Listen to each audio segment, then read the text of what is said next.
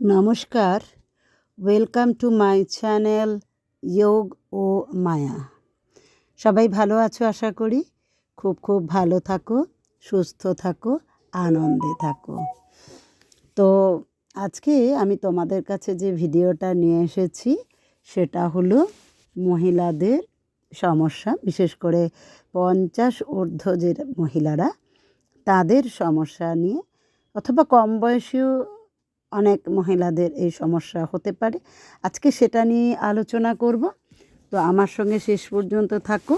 ভালো লাগলে ভিডিওটা লাইক করো, কমেন্ট করো, সাবস্ক্রাইব করো, শেয়ার করো।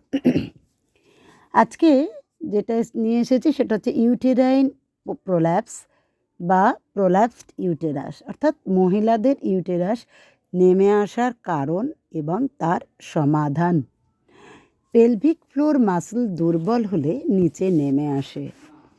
কখনো কখনো এটা বাইরে বেরিয়ে আসে। কখনো এমন অবস্থা হয় যে অপারেশন ছাড়া কোনো গতি থাকে না। অ্যাভাব 50 ইয়ার্স মহিলাদের ক্ষেত্রে এ সমস্যা দেখা দেয়। কম বয়সী মহিলা যাদের একাধিক সন্তান প্রসব হয়েছে তাদের মধ্যেও এ সমস্যা দেখা দিতে পারে। প্রাইমারি স্টেজে কিছু ঘরোয়া পদ্ধতিতে ঠিক করা সম্ভব। সিমটমস কি? তলপেট ও ইউটেরাসের চারপাশ ভারী ভারী মনে হবে, ভ্যাজাইনা দিয়ে বাইরে কিছু বেরিয়ে আসছে এই অনুভূতি হবে, এবং প্রস্রাবে জ্বালা ব্যথা হতে পারে। ইউরিন ক্লিয়ার না হতে পারে, বারবার ইউরিন, হাঁচি বা কাশি দিলে বা ভারী কিছু তোলার সময় অল্প পরিমাণে ইউরিন বেরিয়ে আসে। কোমরে ব্যথা হতে পারে।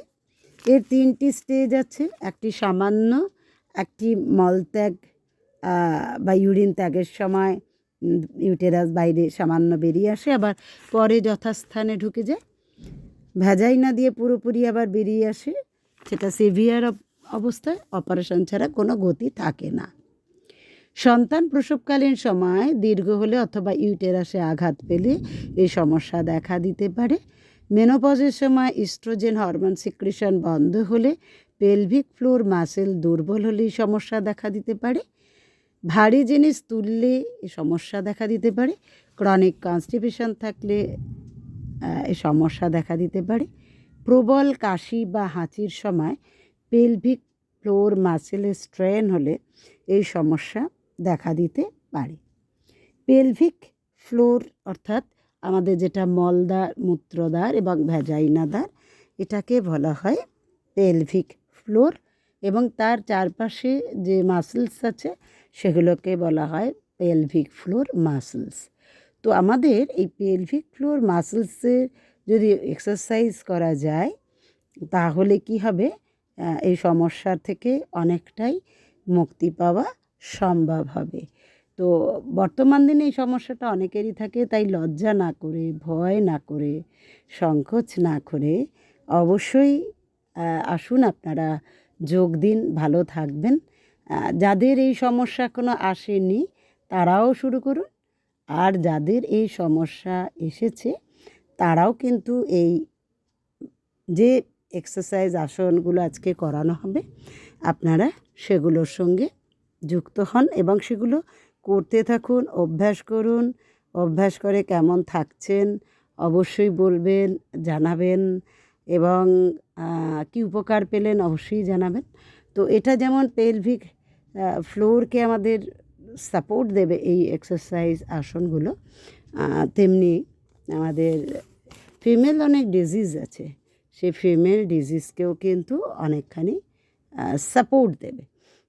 তবে হ্যাঁ, কিছু কিছু জিনিস অবশ্যই মানবেন, মেনে চলবেন।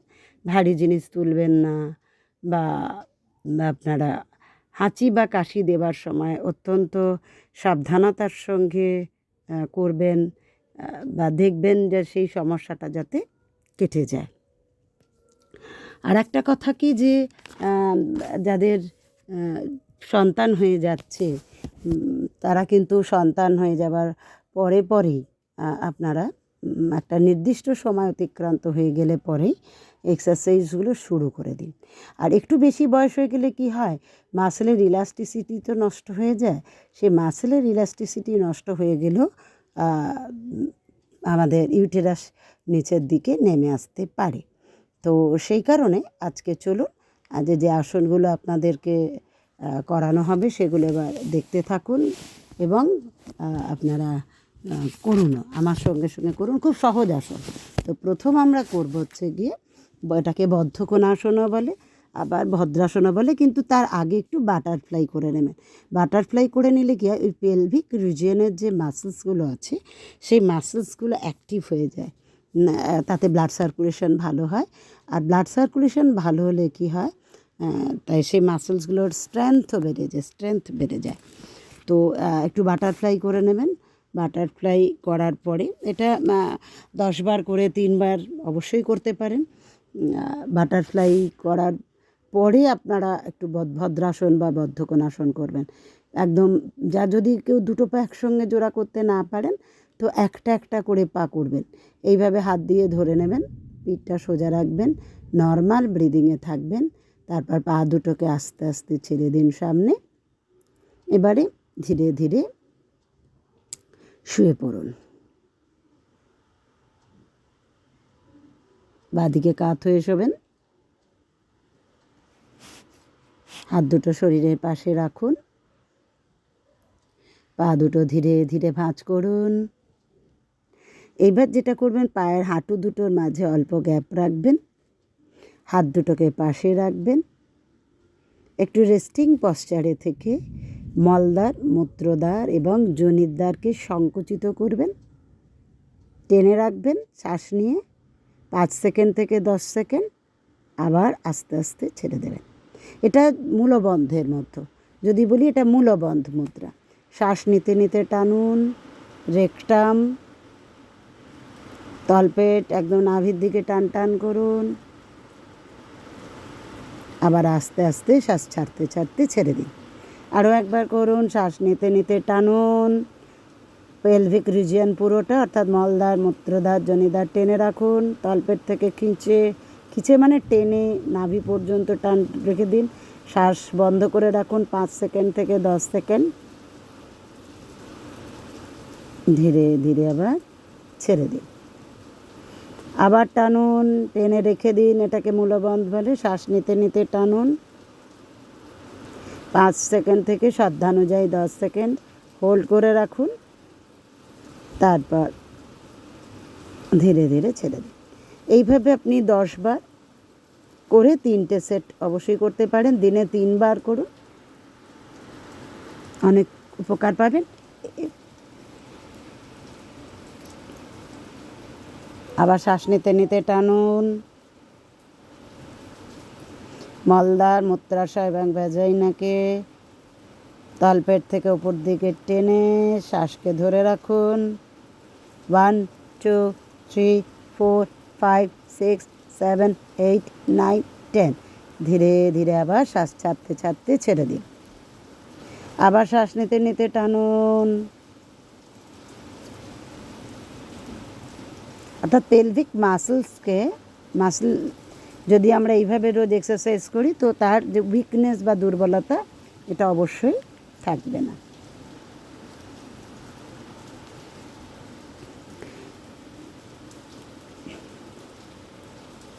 আস্তে আস্তে পা দুটো সামনের দিকে ছেড়ে দিন, একটু রেস্ট নিয়ে নিন।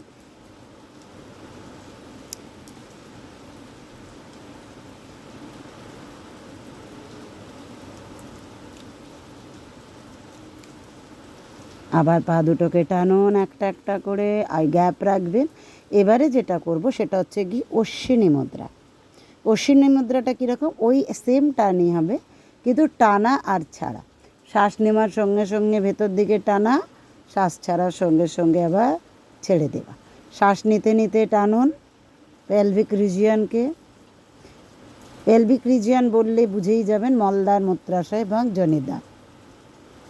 অর্থাৎ ইউরিন যখন আমরা ত্যাগ করি তখন যে মাসেলটাকে ইউরিন ত্যাগ করতে করতে আমরা যদি বন্ধ করে দিই তাহলে ওটা হলো গিয়ে মূত্রাশয়ের মাসেল। যদি বায়ু ত্যাগ করার সময় বায়ু ত্যাগ না করে চেপে রাখি তাহলে যেখানটা চেপে রাখছি ওটা মলদ্বারের মাসেল। আর যোনিদ্বার, মূত্রাশয়ের মাসেল মোটামুটি সেম টু সেম জায়গায়। তো শ্বাস নিতে নিতে টানুন, শ্বাস ছাড়তে ছাড়তে ছেড়ে দিন। আবার শ্বাস নিতে নিতে টানুন, শ্বাস ছাড়তে ছাড়তে ছেড়ে দিন। এইভাবে 1 2 3 4 5 6 7 8 9 10। এইভাবে এটাকেও 10 বার করে অবশ্যই করা যায়, দিনে 3 বার। আবার একটু রেস্ট নিয়ে নিন। পরের আসন করব একপদ উত্থান পদাসন। ডান পাকে মাটি থেকে 1 থেকে 1.5 ফুট তুলে দিন, নর্মাল ব্রিদিংয়ে থেকে নামিয়ে দিন। সেম অ্যাজ বাঁ পা 5 সেকেন্ড থেকে 10 সেকেন্ড হোল্ড করে ছেড়ে দেবেন। এবারে দুটো পাকে একসঙ্গে তুলব, শ্বাস নিতে নিতে তুলুন, 5 সেকেন্ড থেকে 10 সেকেন্ড স্বাভাবিক শ্বাস প্রশ্বাসে রেখে ধীরে ধীরে নামিয়ে দিন।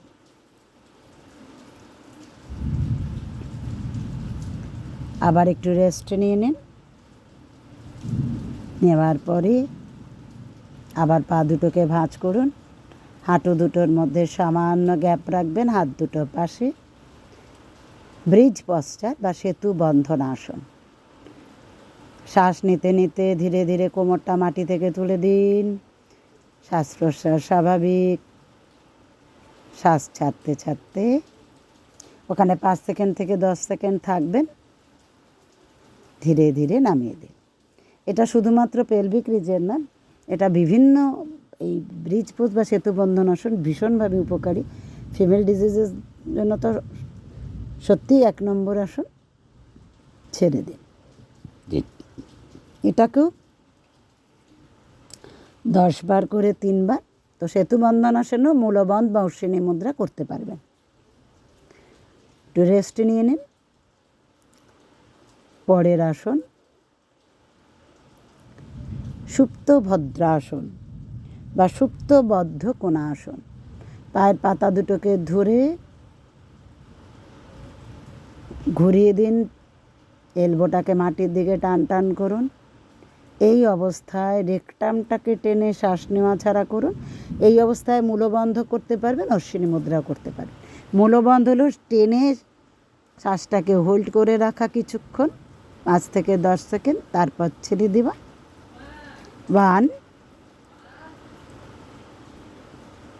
ছেড়ে দিন। 2 শ্বাস নিয়ে টেনে রাখুন। 1 2 3 4 5 রেকটাম রিলিজ করে দিন। আবার শ্বাস নিতে নিতে রেকটাম টানুন, 5 সেকেন্ড থেকে 10 সেকেন্ড হোল্ড করে রাখুন, ছেড়ে দিন। এবারে এখানেই অশ্বিনী মুদ্রা করব। শ্বাস নিতে নিতে রেকটামটাকে টানবো, একসঙ্গেই মলদ্বার মূত্রাশয় জনিতদ্বার টেনে নিন, শ্বাস ছাড়তে ছাড়তে ছেড়ে দিন। আবার শ্বাস নিতে নিতে পেলভিক জোনটাকে টানুন, শ্বাস ছাড়তে ছাড়তে ছেড়ে দিন। আবার শ্বাস নিতে নিতে টানুন, শ্বাস ছাড়তে ছাড়তে ছেড়ে দিন। এইভাবে 10 বার করে 3টে সেট অবশ্যই করতে পারেন। ভীষণ ভীষণ উপকার পাওয়া যায়। শুধু এই সমস্যা নয়, বহু রকম সমস্যাই সুপ্ত ভদ্রাসন বা সুপ্তবদ্ধ কোণাসনে ভালো হয়। আবার একটু রেস্ট নিয়ে নিন। পিরিয়ডিক্যাল সমস্যাও সুপ্ত ভদ্র কোণাসনে ভালো হয়।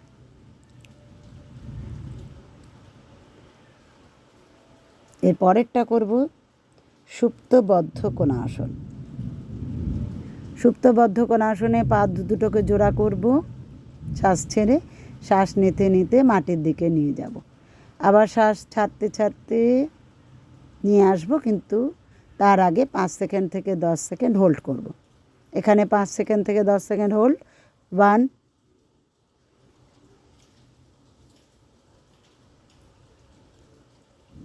এবার আস্তে আস্তে কাত হয়ে উঠে বসুন।